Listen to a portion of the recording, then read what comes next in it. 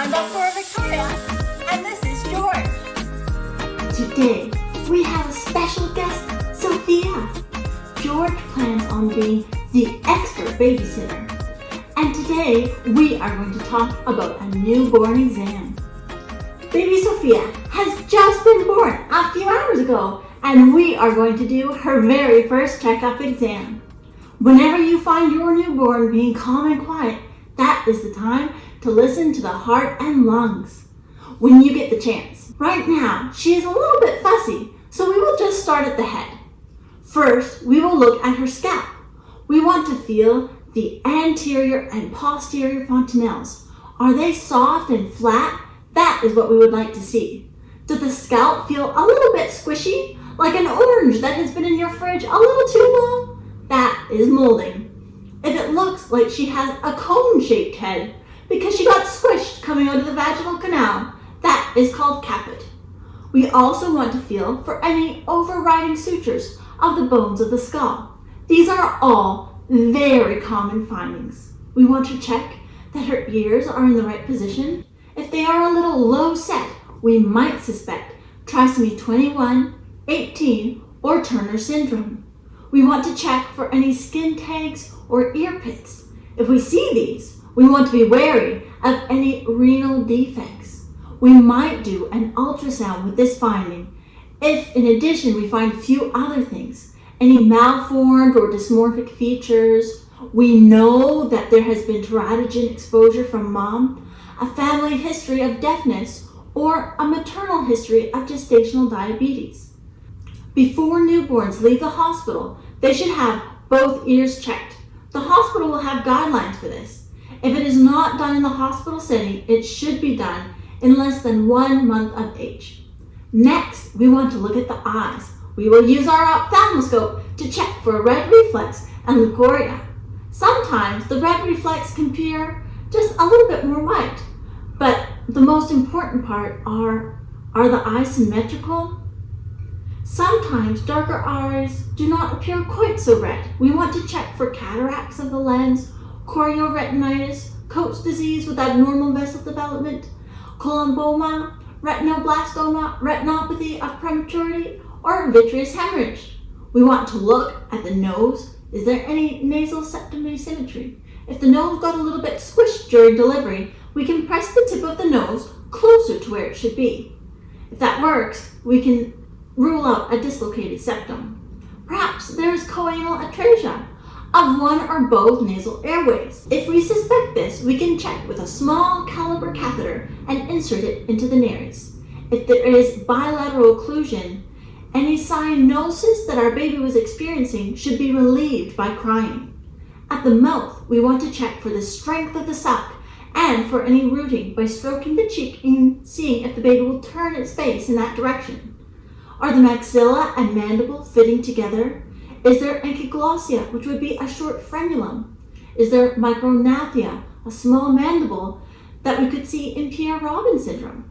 Can you palpate the palate, or is there any mucosal or submucosal cleft? We want to check for any teeth. If the baby does have teeth, any loose teeth should be removed because they are an aspiration risk. As we move on to the neck, we want to look for any torticollis. Is there any swelling or hematoma in the sternocleidomastoid muscle? It is important to evaluate for this because you can develop plagiocephaly or ear misalignment since babies spend a lot of time sleeping and they would only be resting on one part of their head. Check the clavicles for any fracture. We may have an asymmetric Moro reflex if a clavicle is displaced. We can do an X-ray if we suspect that this has happened. We also want to check for brachial cleft pits or masses, webbing to suggest Turner syndrome, cystic hygroma, the lymphatic malformation, and at the midline, we can look for thyroglossal duct cysts, where there would be movement as the tongue moves. Baby Sophia has calmed down, so we can have a listen at her heart.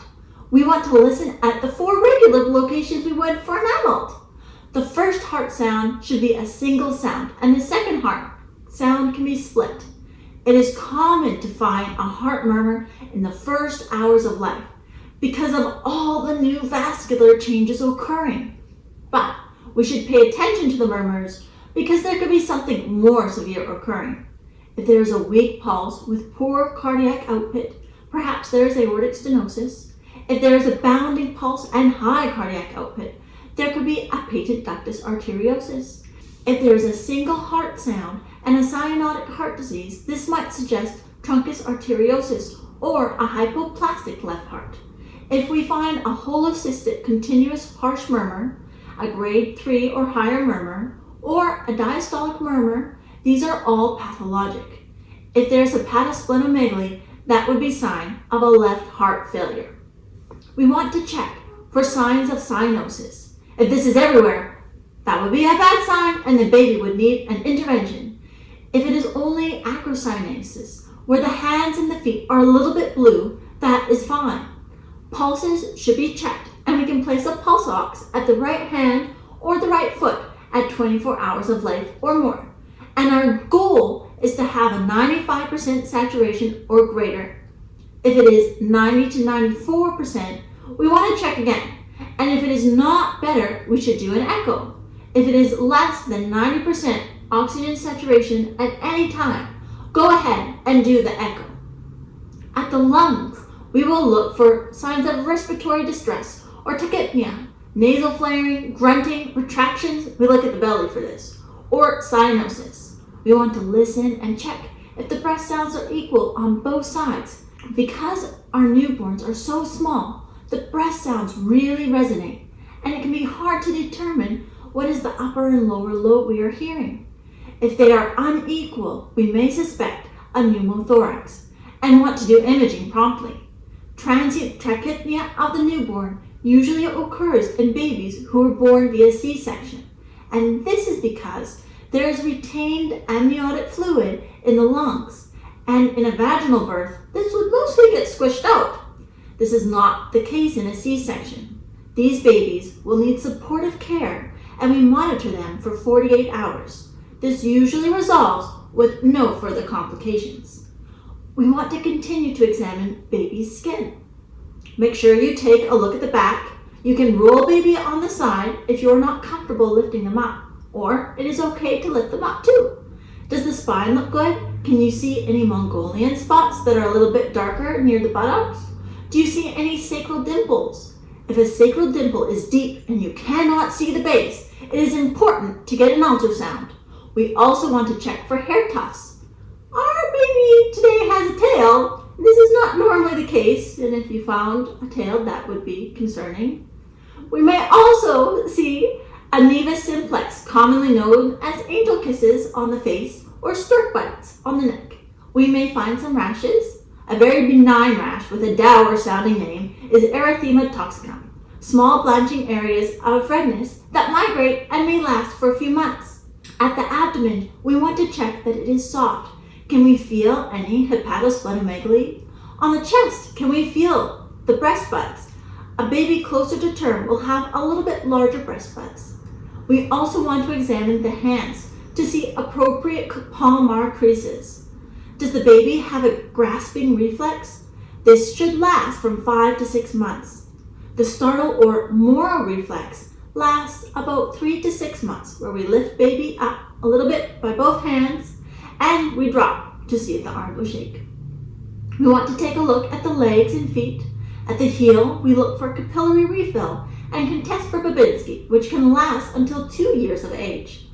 Once we undo the diaper, we can perform the Ortolini and Barlow maneuvers. To do the Ortolini maneuver, we apply pressure slightly upwards and outwards, while in Barlow, we apply gentle posterior pressure. We want to feel for femoral pulses bilaterally.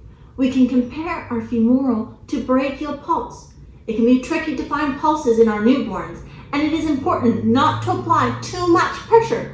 Otherwise, you will compress the vessel that you are hoping to feel. We will next examine the genitalia.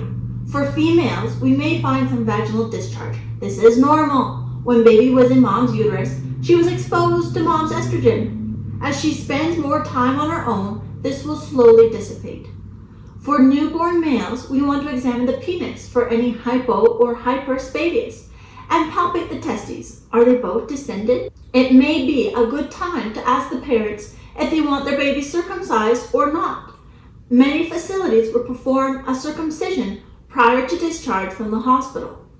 Now that we have completed our exam, we can swaddle that baby back up. I do like the look of a tightly swaddled baby. We are so thrilled to visit with baby Sophia today. Thank you for joining me today, my healthcare team, as we take care of some of our most vulnerable and precious patients. I hope you'll join us next time. Bye-bye.